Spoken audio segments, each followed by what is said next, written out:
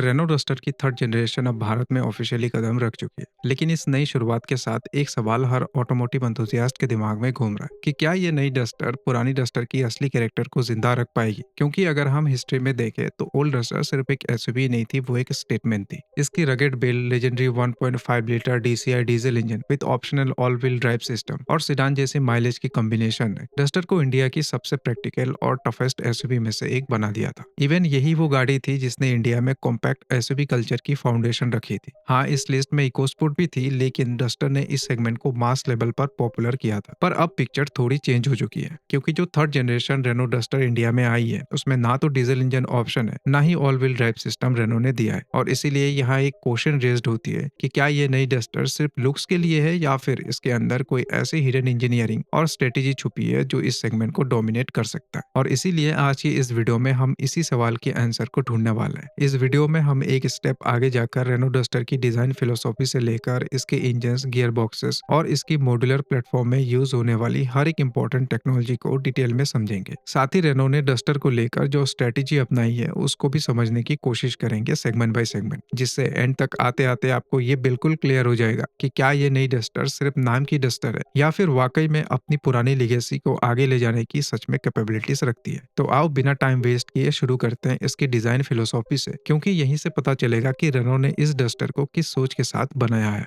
देखो, डिजाइन सिर्फ वो नहीं होता जो बाहर से चमकता है, बल्कि वो होता है जो गाड़ी की कैरेक्टर को डिफाइन करता है। अगर आप ध्यान से देखें तो इसकी एजेस को बेवल किया गया है, ना कि शार्प, जबकि इसकी कंपटीशन में आने वाली कार्स अब धीरे धीरे शार्प होते जा रही है। अब ऐसा इसलिए किया गया है क्योंकि ये डिजाइन लैंग्वेज हमें फर्स्ट जेन डस्टर की याद दिलाती है। इस कार में split headlight, flush door handle और ट्यूबलाइट जैसी दिखने वाली कनेक्टेड डीआरएल की तरह कोई भी अननेसेसरी फीचर्स को थोपा नहीं किया है। हाँ, इसमें कनेक्टेड एलईडी टेल लैंप्स दिया गया है, पर ये डस्टर की लुक्स को और ज्यादा इनहेंस्ड कर देती है। लेकिन असली बदलाव इसके अंदर है। रेनो ने नई डस्टर को एक ड्राइवर फोकस्ड कार बनाई है, और ये आपको इसकी कॉकपिट देखकर तुरंत समझ आ जाएगा। इस कार के अंदर बैठते ही सबसे पहली चीज जो आप नोटिस करेंगे वो है इसकी इंफोटेनमेंट स्क्रीन, जो ड्राइवर की तरफ थोड़ी टिल्टेड है। इसका फायदा यह है कि ड्राइव करते वक्त आपको स्क्रीन देखने के लिए अपनी गर्दन मोड़नी नहीं पड़ती है, जो सेफ्टी और कंफर्ट दोनों के लिए बेहतर है। साथ ही इसकी एमआईडी में इनबिल्ट गूगल मैप्स जैसे सभी गूगल एप्लीकेशंस का भी सपोर्ट दिया गया है, जो आपको फोन कनेक्ट करने का झंझट से आजादी देता है। और सबसे बड़ी राहत की बात यह है कि रेनो ने मॉडर्न टच एवरीथिंग ट्रेंड को फॉलो करने के बजाय फिजिकल बटन्स को रिटेन किया है। चाहे एसी कंट्रोल्स हो या स्टीयरिंग माउंटेड कंट्रोल्स, हर जगह टैक्टाइल फीडबैक वाला बटन इस्तेमाल किया गया है, जो अगेन ड्राइवर की हेक्टिक को कम कर देता है। इसके अलावा स्टीयरिंग व्हील्स पर प्रीमियम लेदर रैप्ड किया गया है, जो हाथों को कंफर्ट देता है। इस कार की सेंटर कंसोल को इतना सिंपल और क्लटर फ्री डिजाइन किया गया है कि ड्राइवर और को ड्राइवर दोनों के लिए एम्पल स्पेस बचता है।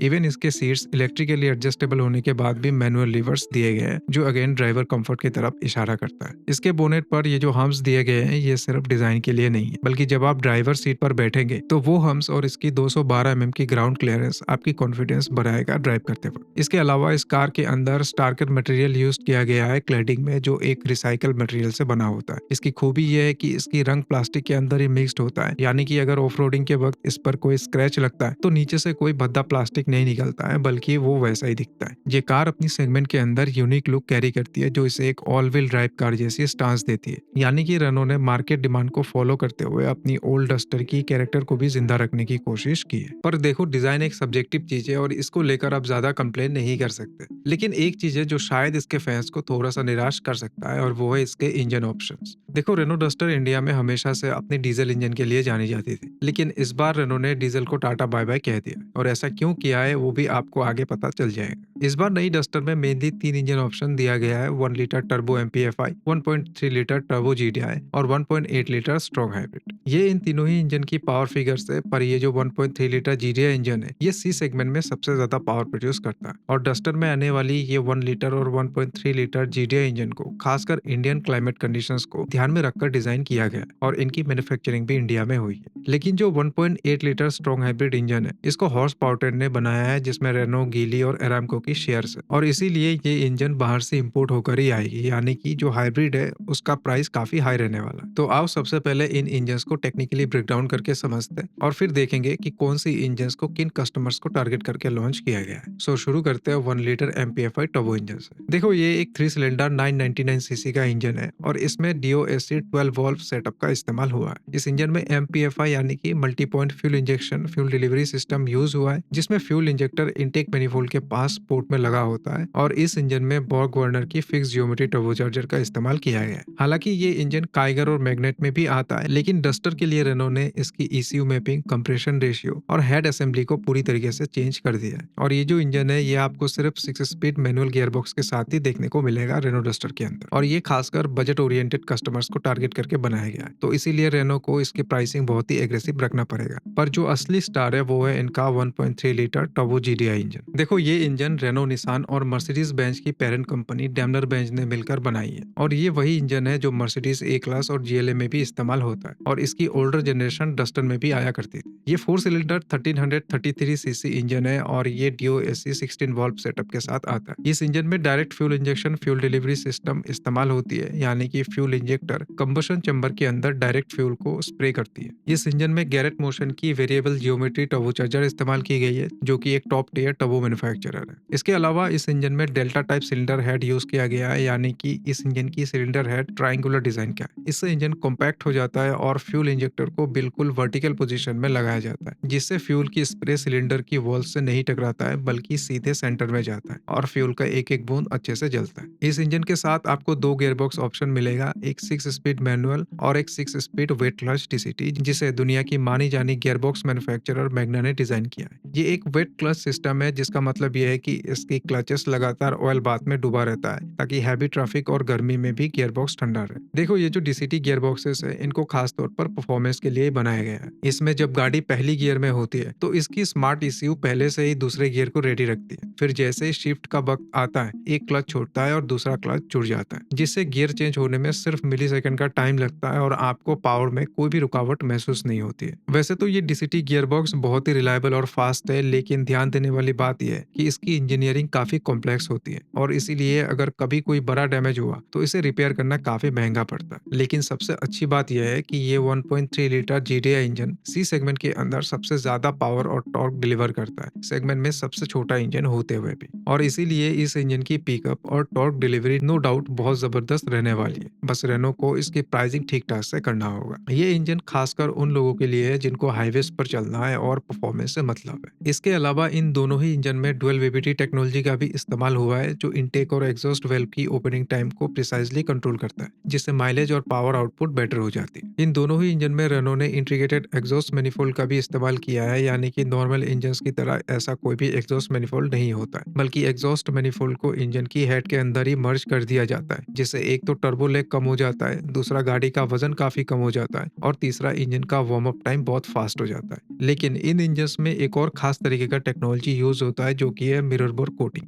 देखो आजकल के इंजन्स एल्यूमिनियम से बनता है और इन इंजन्स के एल्यूमिनियम ब्लॉक के अंदर लगभग 2 mm मोटी कास्ट आयरन की लाइनर्स पिघालकर डाली जाती है ताकि पिस्टन की रगड़ से एल्यूमिनियम घिसे नहीं। लेकिन इन इंजन्स में कास्ट आयरन लाइनर्स की जगह एक ultra modern plasma spray technology का इस्तेमाल किया गया है। इसमें एक प्लाज्मा टॉर्च की मदद से पिघला हुआ स्टील सिलेंडर के वॉल्स पर इतनी तेजी से स्प्रे किया जाता है कि वो एक बारीक लेयर बना लेता है। इस कोटिंग की थिकनेस सिर्फ 0.2 mm होती है, यानी कि पुराने लाइनर से 10 गुना पतली। और फिर इसके बाद इन सिलेंडर वॉल्स को इतना पॉलिश किया जाता है कि वो आईने यानी कि मिरर की तरह चमकने लगता है, जिसके चलते इन्हें मिरर बोर कोटिंग भी बोला जाता है। और इंटरेस्टिंग बात यह है कि ये वही टेक्नोलॉजी है जो लेजेंडरी कार निसान GTR की इंजन में यूज होता था। सो आओ अब बात करते हैं 1.8 लीटर स्ट्रॉन्ग हाइब्रिड इंजन की। देखो इस इंजन को हॉर्स पावरटेन नाम की कंपनी ने बनाया है, जिसमें रेनो और गीली, जो कि एक चाइनीज हार्डवेयर कंपनी है, इनका 90% हिस्सेदारी है और बाकी 10% दुनिया की सबसे बड़ी ऑयल कंपनी अरामको की है, जो सऊदी अरबिया बेस्ड है। और इसीलिए इस इंजन को इंडिया में लाकर मैन्युफैक्चर करना आसान नहीं है और ऊपर से इसके कई ऐसे पार्ट्स है जो अदर देशों में भी बनते हैं। इस हाइब्रिड इंजन में एक 1.8 litre 4 cylinder naturally aspirated petrol engine लगाया गया है, जो 109 PS की पावर और 172 न्यूटन मीटर की टॉर्क निकलता है और साथ में एक 36 किलोवाट किलोवाट की इलेक्ट्रिक मोटर और 15 किलोवाट का स्टार्टर जनरेटर दिया गया है। ये पूरा सिस्टम मिलकर 160 पीएस की पावर और 377 न्यूटन मीटर की मैसिव टॉर्क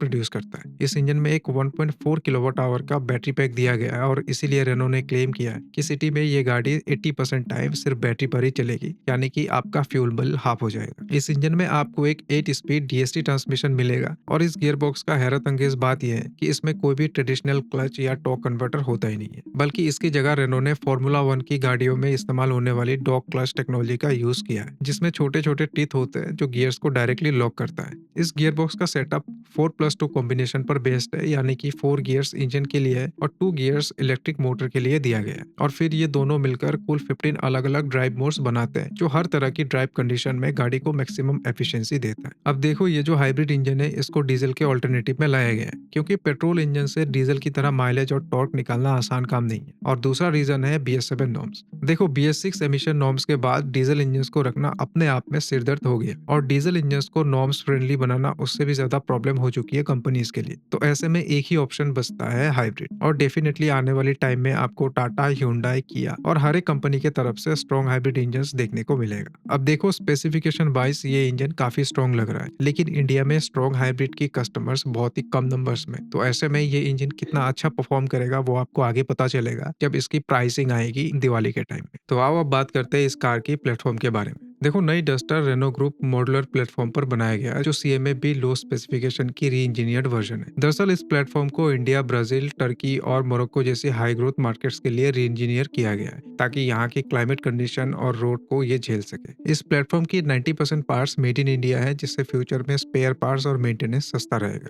रेनो ने इस प्लेटफॉर्म को 5 अलग अलग मॉड्यूल्स में डिजाइन किया है: engine bay, cockpit, front under body, rear under body और इलेक्ट्रॉनिक आर्किटेक्चर। और इसीलिए ये प्लेटफॉर्म इतना फ्लेक्सिबल है कि इस पर आइस, हाइब्रिड और इवन इलेक्ट्रिक पावर ट्रेन्स को भी फिट किया जा सकता है। इवन इसकी व्हील बेस को भी छोटा या बड़ा किया जा सकता है और ये ऑल व्हील ड्राइव सिस्टम को भी सपोर्ट करता है, यानी कि आने वाले टाइम में हो सकता है ऑल व्हील ड्राइव भी देखने को मिला। इसके अलावा इस प्लेटफॉर्म पर रेनो ने एनवीएच को कम करने पर भी काफी ध्यान दिया है। जैसे रेनो ने इस प्लेटफॉर्म में हाइड्रोलिक इंजन माउंट्स का यूज किया है। इसके अलावा बॉडी और सबफ्रेम जंक्शंस पर rubber to metal bonded bushings दी गई है, जो रोड की झटकों को आइसोलेट करती है। और इसका फ्रंट अंडरबॉडी स्ट्रक्चर क्रैश के वक्त एनर्जी को डिस्ट्रीब्यूट करने के लिए डिजाइन की गई है। रेनो ने इस प्लेटफॉर्म के लिए advance off-road electronic management system भी दिया है, जो मड और सैंड जैसी मोड्स में ट्रैक्शन और स्टेबिलिटी को ऑप्टिमाइज कर देता है। इस प्लेटफॉर्म की electronic architecture Google automotive system को सपोर्ट करता है, जिससे डस्टर के अंदर आपको इनबिल्ट गूगल एप्स और सीमलेस कनेक्टिविटी मिलती है। यानी कि कुल मिलाकर अगर हम इंजीनियरिंग और मॉडर्न टेक्नोलॉजी के एंगल से देखें तो ये गाड़ी पुरानी डस्टर के मुकाबले 10 साल आगे निकल चुका है। और अगर आप डस्टर की फैन है तो 100% ये कार आपको पसंद आएगी, क्योंकि इसमें नॉस्टैल्जिया भी फील होता है, इसमें मॉडर्न फीचर्स भी मिलते हैं और सबसे बड़ी बात, इसमें ड्राइवर कंफर्ट का सबसे ज्यादा ख्याल रखा गया है। तो बस यही था आज का वीडियो। अगर पसंद आया तो प्लीज लाइक, कमेंट, शेयर जरूर करना। मिलते हैं अगली वीडियो में।